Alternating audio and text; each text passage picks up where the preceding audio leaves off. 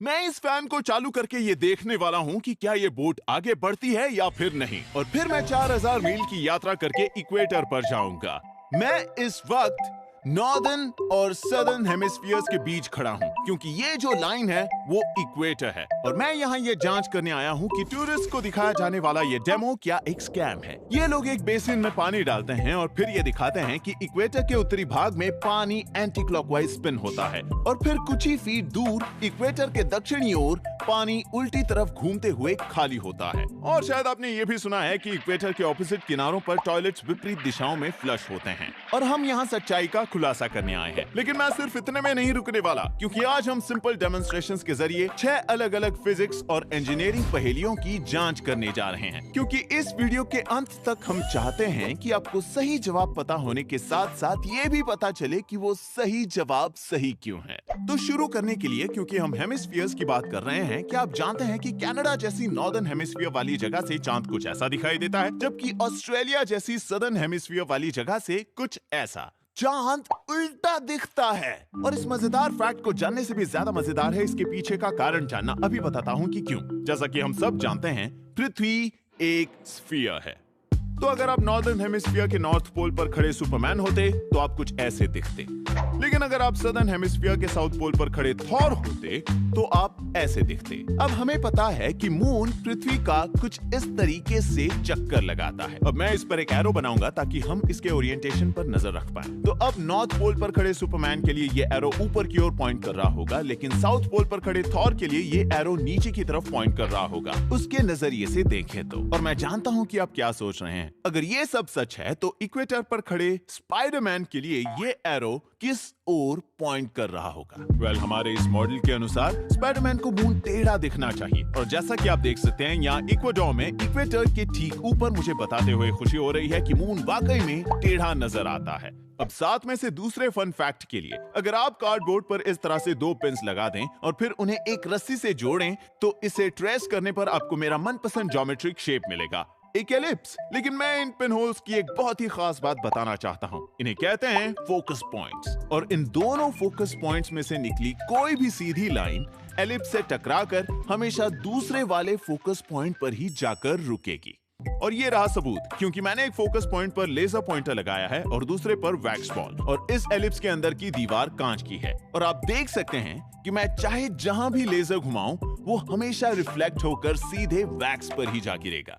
और अब मैं बताता हूं इससे भी ज्यादा कूल बात। अगर आप एलिप्स के आकार का एक बड़ा कमरा बनाएं और फिर उसके फोकस पॉइंट पर खड़े रहें तो दूसरे फोकस पॉइंट पर खड़े किसी इंसान का खुसफुसाना भी सुन सकते हैं, चाहे वो कई 100 फीट दूर क्यों ना हो, क्योंकि सभी साउंड वेव्स रिफ्लेक्ट होकर सीधे आपके कानों पर ही पड़ेंगी। इनफैक्ट इस तरह का कमरा वाकई में मौजूद है। इसे बनाया था जॉन क्विंसी एडम्स ने यूएस के कैपिटल बिल्डिंग में, और कहा जाता है कि वो अपने दुश्मनों की चालों का पहले ही पता लगा लेते थे जो कमरे के दूसरी तरफ उनके खिलाफ षड्यंत्र रचते। और अब क्योंकि आप इसके पीछे का विज्ञान जानते हैं, आप समझ सकते हैं कि जॉन क्विंसी एडम्स ने अपना डेस्क बाईं तरफ वाले फोकस पॉइंट पर क्यों रखा। अब आते हैं तीसरे नंबर पर। हम सब जानते हैं कि जब हम कार का एक्सेलरेटर जोर से दबाते हैं तो उसके अंदर का सामान पीछे की ओर सरक जाता है, और जब ब्रेक लगाते हैं तो सारा सामान आगे आता है, जिसमें आप भी शामिल हो। इसीलिए हमेशा सीट बेल्ट लगानी चाहिए। तो फिर ऐसा क्यों होता है कि किसी बर्थडे पार्टी में जाते समय जब मैं ब्रेक लगाता हूँ तो केक तो आगे आ जाता है, लेकिन बलून्स पीछे की ओर खिसक जाते हैं? चलो, केक तो आगे इसीलिए आया क्योंकि उसके ऊपर न्यूटन का पहला नियम लागू होता है, जो ये कहता है कि सभी चीजें आलसी होती हैं और वो अपनी जगह से तब तक नहीं हिलेंगी जब तक कोई बल उन्हें मजबूर ना करे। और न्यूटन का दूसरा नियम कहता है कि जितना ज्यादा आपका वजन होगा, आपको अपनी जगह से हिलाने के लिए उतने ही ज्यादा बल की आवश्यकता होगी। लेकिन एक चीज है जो हम कभी-कभी भूल जाते हैं, हमारे आसपास की हवा भी एक तरल है और उसमें भी मास है, उसमें भी कुछ वजन है। इसीलिए तो एयर प्रेशर का अस्तित्व है। हमारे ऊपर बहुत से एयर मॉलिक्यूल्स मौजूद हैं जिनका अपना थोड़ा सा वजन है। मान लीजिए कि हम हवा के ढेर के नीचे दबे हैं। इसीलिए जब आप पहाड़ चढ़ते हैं तो आपका चिप्स का पैकेट फूल जाता है। ऐसा इसलिए है क्योंकि ये हवा के ढेर के ऊपर चला गया है, और अब इसके ऊपर कम हवा है जो इस पर चारों तरफ से दबाव डालेगी। आपको सबूत चाहिए? तो ये रहा एक आसान सा एक्सपेरिमेंट, आपको ये दिखाने के लिए कि हवा का भी वजन होता है। जब मैं इस गुब्बारे को इस साइन पर फेंकता हूँ तो ये हिलता जरूर है लेकिन गिरता नहीं। अब मैं उसी गुब्बारे को लेकर उसमें थोड़ी और हवा भरूंगा, बस बाकी सब कुछ ठीक पहले की तरह ही है, लेकिन अब ये उस साइन को गिरा पाता है। तो इसका मतलब है कि हमने सिर्फ थोड़ी हवा डालकर इसका वजन बढ़ा दिया, क्योंकि न्यूटन के दूसरे नियम के अनुसार ही जो चीज जितनी ज्यादा वजनदार होगी उससे दूसरी चीजों को गिराना उतना ही ज्यादा आसान होगा।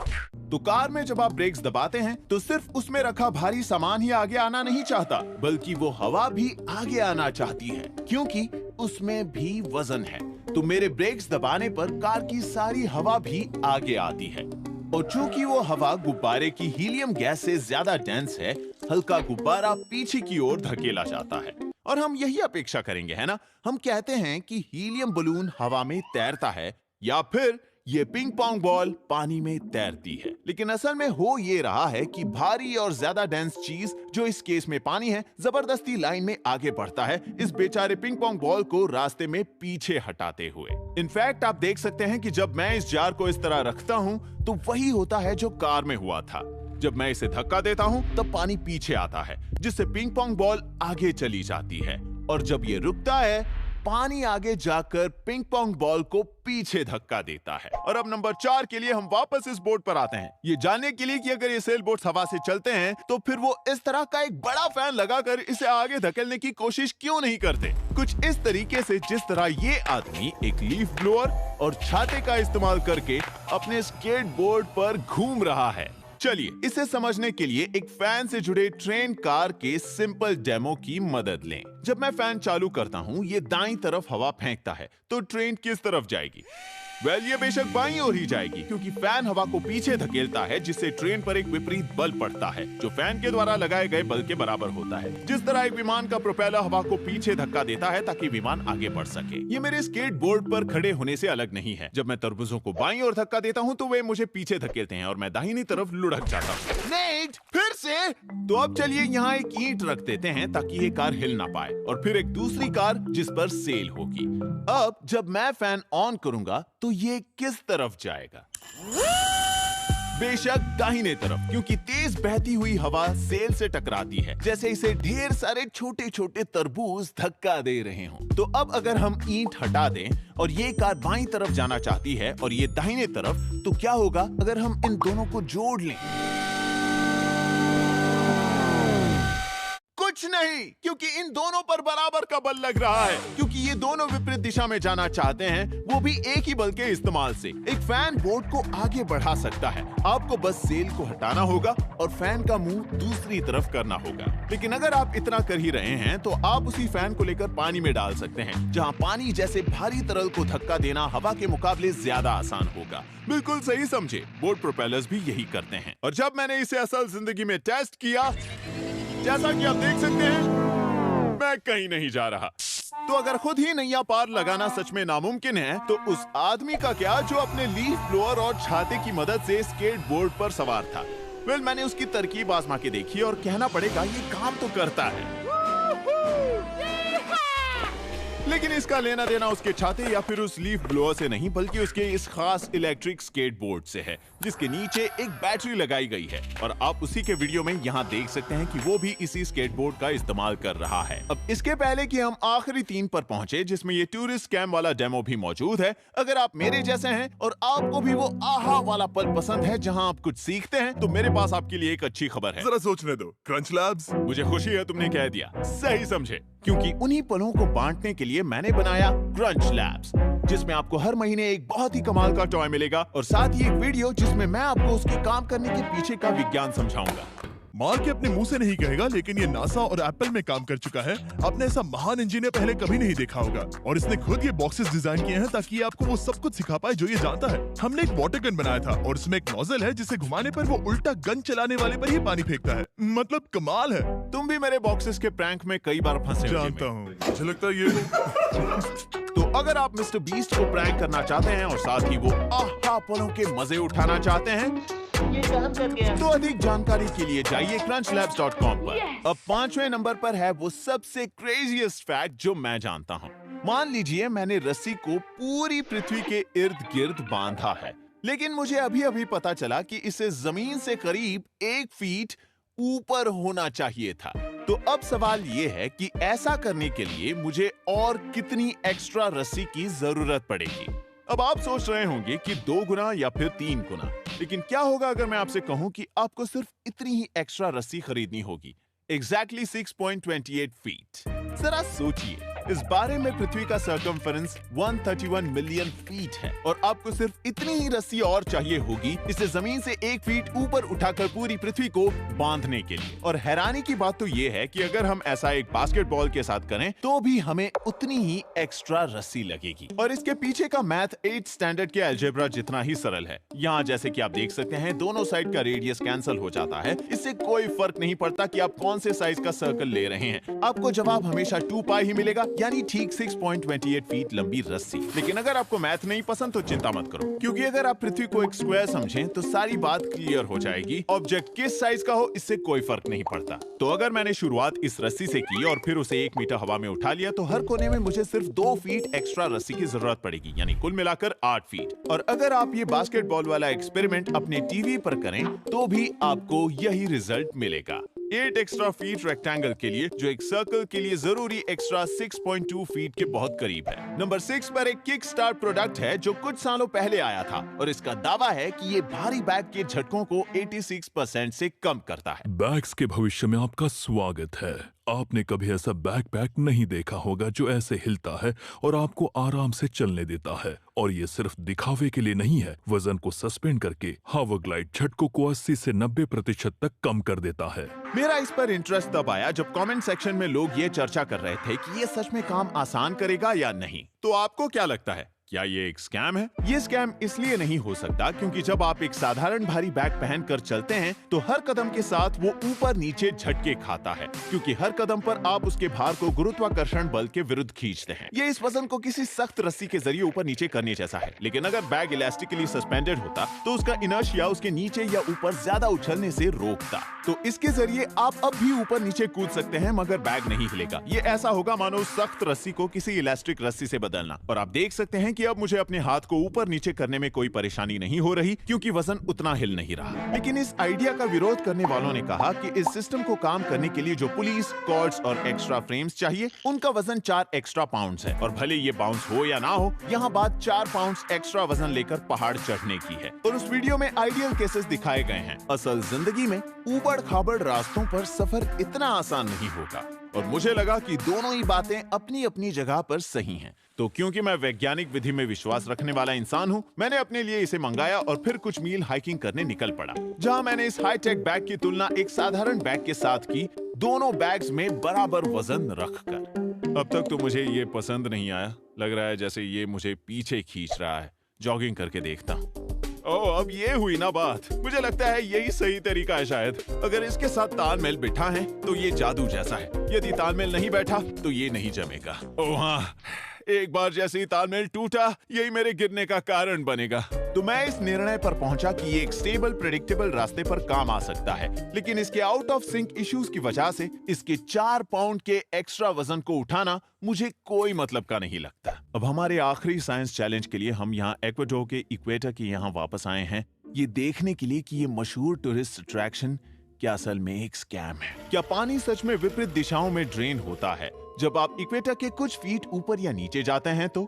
और क्या टॉयलेट्स भी नॉर्दर्न हेमिस्फीयर और सदर्न हेमिस्फीयर में विपरीत दिशाओं में फ्लश होते हैं? टॉयलेट्स के मामले में आइए मैं पहले इस मिथक को झूठा साबित कर दूं।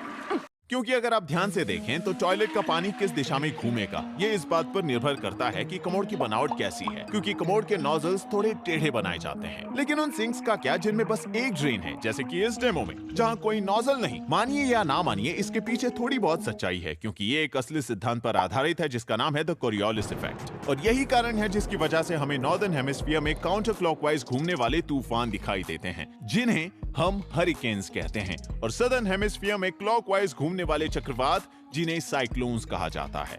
और इसके पीछे का कारण समझना बहुत आसान है। मान लीजिए आपके पास एक बड़ा सा सिंक है जो इक्वेटर से लेकर नॉर्थ पोल तक फैला हुआ है। अब इस केस में सिंक में इक्वेटर के यहाँ जो पानी की बूंद है वो पृथ्वी के घूमने के साथ साथ बहुत तेजी से सफर करती है। वही सिंक के बीच जो पानी बूंद होगी वो थोड़ा धीरे यात्रा करेगी और नॉर्थ पोल की यहाँ वाली बूंद स्थिर है क्योंकि वो पृथ्वी के एक्सिस के ठीक ऊपर है। तो अब जब आप सिंक का प्लग हटाते हैं और पानी बीच में बहना शुरू करता है तो इक्वेटर के यहाँ की बूंद ज्यादा तेजी से बीच की ओर जाती है उस बूंद के मुकाबले जो बीच में या नॉर्थ पोल पर है। तो अब वो बूंद बीच वाले बूंद से आगे है और क्योंकि नॉर्थ पोल के पास वाला पानी स्थिर था वो बूंदें पीछे रह जाती हैं। तो जब सारी बूंदों पर इस तरह का प्रभाव पड़ता है सिंक के अंदर रखा पानी नेचुरली काउंटर क्लॉकवाइज घूमने लगता है, जैसे तूफान की तरह, जहां तूफान की आंख असल में एक सिंक की तरह कम दबाव वाला क्षेत्र है। और जब हम यही लॉजिक सदर्न हेमिस्फीयर में लगाते हैं तो हमें एक क्लॉकवाइज घुमाव देखने मिलता है। तो क्या इसका मतलब है कि सच में नॉर्दर्न और सदर्न हेमिस्फीयर्स में सिंक विपरीत दिशा में ड्रेन होते हैं? वेल, दुख की बात नहीं है क्योंकि कोरियोलिस इफेक्ट सिर्फ तभी देखने मिलता है जब आप इक्वेटर के बहुत ज्यादा ऊपर या नीचे हों। इसलिए जब तक आपके पास 5 मील चौड़ा सिंक न हो या यदि आप सबसे उत्तम परिस्थितियां नहीं बनाते हैं, जैसा कि मेरे दोस्त डेस्टिन और डेरिक यहाँ दिखा रहे हैं। पृथ्वी के घूमने के कारण पानी क्लॉकवाइज बह रहा है। चूंकि मैं नॉर्थन हेमिस्फीयर में हूँ, पानी घड़ी की विपरीत दिशा में बह रहा है। ये असली है। ये प्रभाव सिंक और टॉयलेट्स के पानी की दिशाओं पर कोई प्रभाव डालने के लिए बहुत छोटा है और अब ये अन्य कारकों पर निर्भर करता है, जैसे कि सिंक ज्योमेट्री या ये फैक्ट कि जो पानी दिखने में स्थिर लग रहा है लेकिन वास्तव में प्लग निकाले जाने से पहले उसमें थोड़ी सी हलचल बची थी। तो टूरिस्ट्स के लिए दिखाए गए डेमो का क्या? वेल, अगर आप उन वीडियोस को ध्यान से देखें तो आप पाएंगे कि वो आखिर में बाल्टी को ट्विस्ट करता है और फिर पानी उसी दिशा में घूमते रहता है। तो यहाँ पर पानी डालने के बाद वो बाल्टी को इस दिशा में ट्विस्ट करता है, जिसके बाद वो उसी दिशा में ड्रेन होता है और फिर सिंक को इक्वेटर के इस तरफ रखने के बाद पानी डालते वक्त वो बाल्टी को दूसरी तरफ ट्विस्ट करता है, जिससे पानी दूसरी तरफ बहकर ड्रेन होता है। इनफैक्ट आप इस तरीके का इस्तेमाल करके इस डेमो को अपने घर पे भी दोहरा सकते हैं और इस सिंक में पानी को दोनों तरफ घुमा सकते हैं। और इसलिए इसमें कोई आश्चर्य नहीं होना चाहिए कि जब मैंने ये सवाल पूछा, क्या ये तभी काम करेगा अगर पानी मैं डालूं? तो मुझे इसे टेस्ट करके देखने का मौका नहीं दिया गया। और तो और इस सब के ऊपर एक और बहुत ही जरूरी बात, अगर आप इस जगह के असली जीपीएस कोऑर्डिनेट्स निकालें तो आप पाएंगे कि ये असली इक्वेटर से एक फुटबॉल के मैदान से भी ज्यादा दूर है। मतलब हम वास्तव में सदर्न हेमिस्फीयर में ही थे। तो असली विज्ञान दिखाने के बजाय ये बस इनके आपसे पैसे लूटने के तरीके हैं, एक क्लेम से मैजिक ट्रिक के जरिए, जहां असली जादू वो सारा नया रसदार ज्ञान है जिसे मैंने वायरलेसली स्क्रीन के जरिए ट्रांसफर किया है, जिस पर आप मुझे देख रहे हैं मेरे मस्तिष्क से सीधे आपके मस्तिष्क में। नया साल आ गया, इसका मतलब ये बिल्कुल सही वक्त है कुछ नया सीखने का, क्योंकि कुछ नया सीखने का ये जुनून ही है जिसने मुझे YouTube वीडियोस और क्रंच लैब्स बॉक्सेस बनाने का जोश भरा है, जहां हम हर महीने आपके दरवाजे पर एक मजेदार टॉय भेजते हैं। और आप ना सिर्फ ये सीखेंगे कि एक इंजीनियर की तरह कैसे सोचें और बिल्ड करें, बल्कि उनके काम करने के पीछे का विज्ञान भी सीखेंगे। हर महीने एक नया सिद्धांत होगा और सबसे अच्छी बात ये है कि बिल्कुल जैसे आपको ये वीडियो देखकर आनंद आया होगा, ऐसा लगा ही नहीं कि हम कुछ सीख रहे हैं, क्योंकि हम सब्जियों को छुपाने में एक्सपर्ट हैं। इससे मेरे कहने का ये मतलब है कि 87% बच्चों ने इसे 1 से 10 के बीच वाले स्केल पर 8 रेटिंग दी और 4 में से 3 से अधिक माता पिता ने कहा कि बिल्ड बॉक्स मिलने के बाद उनके बच्चे में स्टेम और इंजीनियरिंग के प्रति एक नया जुनून पैदा हुआ। और तो और हर महीने आपको मिलेगा एक प्लैटिनम टिकट जीतने का मौका, और अगर आपको वो मिले तो फिर आपको यहाँ क्रंच लैब्स